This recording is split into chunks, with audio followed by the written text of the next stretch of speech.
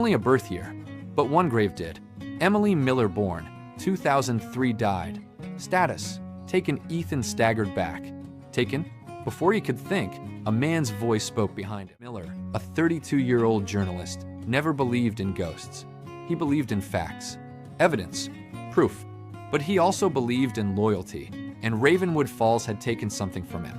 His younger sister, Emily, disappeared there 12 years ago. No body, no clues, no goodbye, just gone. Ethan promised himself he'd never return, but that changed when he received a letter in the mail, written in his sister's handwriting. "Ethan, I'm still here. Please come back. I'm scared." The letter was dated last week. Emily had been gone for 12 years. And the strangest part? It was mailed from Ravenwood Falls. Ethan didn't think twice. Camera packed, flashlight, voice recorder, notes. He drove through endless forests until the radio lost signal, cell service vanished, and the sky turned darker than it had any right to be. A rusted sign greeted him. "Welcome to Ravenwood Falls. Population 0. The town should have been dead, but lights flickered in a few houses. Smoke drifted out of a faraway chimney, and he swore he heard faint music, something old, like a broken music box echoing through the wind. He approached the old diner, the last place Emily had been seen. The bell above the door should have been rusted silent, and yet it chimed softly. Inside, the tables were set as if customers had just left. Half-finished coffee, a newspaper from 2013 lying open. Then he noticed it. On the wall, photos of missing people. Dozens of them. But every single photograph had the eyes scratched out, except for Emily's. Ethan's hands shook. That's when an old woman's voice spoke. "You shouldn't have come back, Ethan." He turned sharply. A fragile woman in a faded waitress uniform stood behind the counter. But she didn't look surprised to see him. She looked heartbroken. You know me?" Ethan stuttered. She nodded. "Everyone in this town knows you. We remember everyone who belongs to Ravenwood." The way she said belongs made his chest tighten. Ethan asked where Emily was. Her lips trembled. "She never left, Ethan. None of them do." Then the lights died. The whole town went utterly silent. And somewhere in the darkness, a child laughed. Not a happy laugh, something else. Something wrong. The woman vanished when the lights came back. No footsteps, no door sound, just gone. Ethan ran outside. The streetlights flickered like dying fireflies. And then he saw it, standing at the edge of the forest. A figure, small, barefoot, hair covering her face. She slowly lifted her head. "Emily." She turned and bolted into the woods. Ethan chased her. Branches clawed his arms. Roots tried to trip him. Whispering surrounded him. Not wind, not leaves, but voices. Dozens, hundreds. "Go back." Too late. It already chose you. He stopped breathing for a moment. Then he stumbled into a clearing and found the town cemetery. Except unlike normal cemeteries, nearly every grave had no death date. Only a birth year, but one grave did. Emily Miller born, 2003 died. Status, taken. Ethan staggered back. Taken? Before he could think, a man's voice spoke behind him. "You're not going to like the truth." Sheriff Daniels looked like a man carved out of old wood. Tired eyes, heavy shoulders. He claimed to be the last law in Ravenwood. He explained the truth slowly. Ravenwood Falls wasn't abandoned. The people didn't leave. They didn't die. They were claimed. A century ago, when the town started failing, crops dying, factories closing, families starving, the townspeople made a deal. They wished for prosperity. Something listened. Something ancient. Something older than the town. Something that lived in the forest. And like every deal, it demanded payment. Not money, not land, people. Each generation, the town must give a few souls, vanishing without a trace. No blood, no body, just gone. But they aren't dead. They stay here, trapped between staying and leaving, between life and death. Frozen in Ravenwood's shadow. Sheriff Daniels swallowed his pain. "Your sister wasn't random, Ethan. She was chosen." Ethan shook his head. He refused to believe, until he heard her voice. Soft, right behind him. "Ethan, please don't let it take you too." He turned, but no one was there. Only the feeling that someone had gently touched his hand, like she used to when she was scared as a child. Ethan broke. He wasn't leaving without her. Daniels warned him, "Nobody comes to Ravenwood by accident. If you find a town, it means the town wants you, and it never wants anything it won't keep." Ethan didn't care.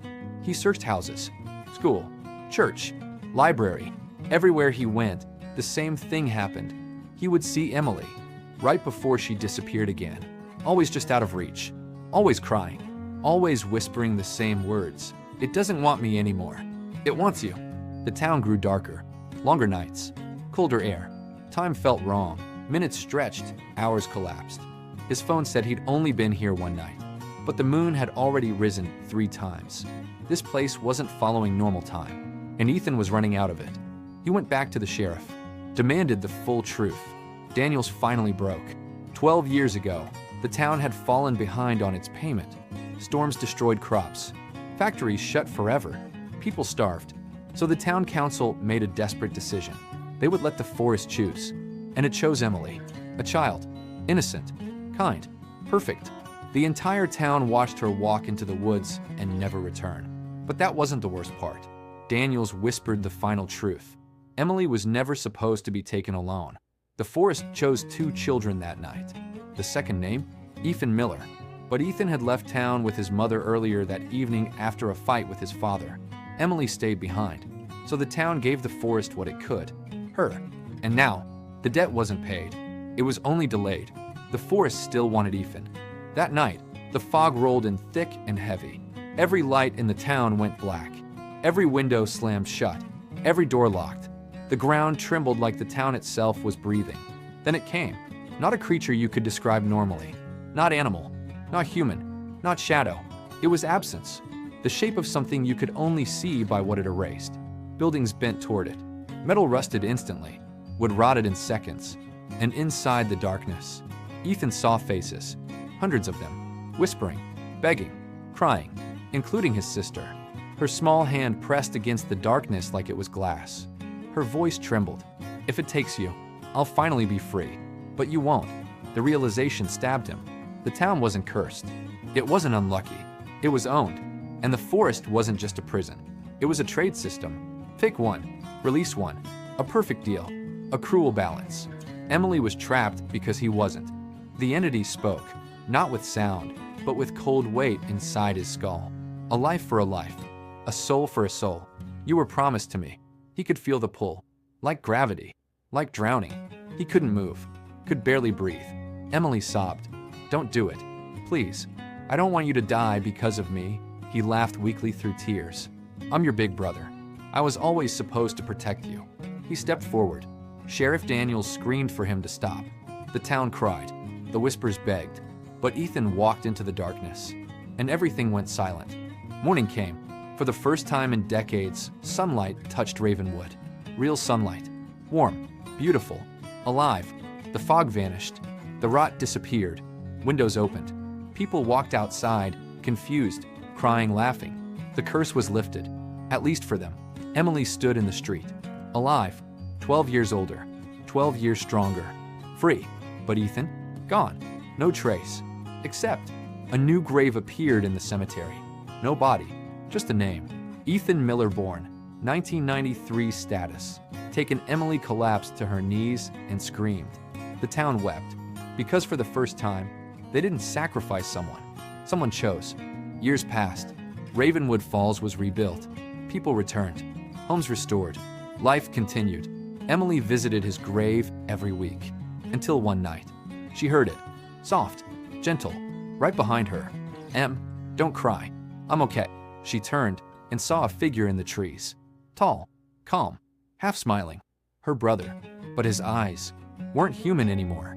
He belonged to the forest now. And the forest belonged to him. The town may have escaped the curse, but something far worse now watched it. Something intelligent. Something patient. Something once human. And it remembered everything. Especially the town that gave his sister away. The screen fades to black. And the last whisper echoes. Deals never end. They only change owners.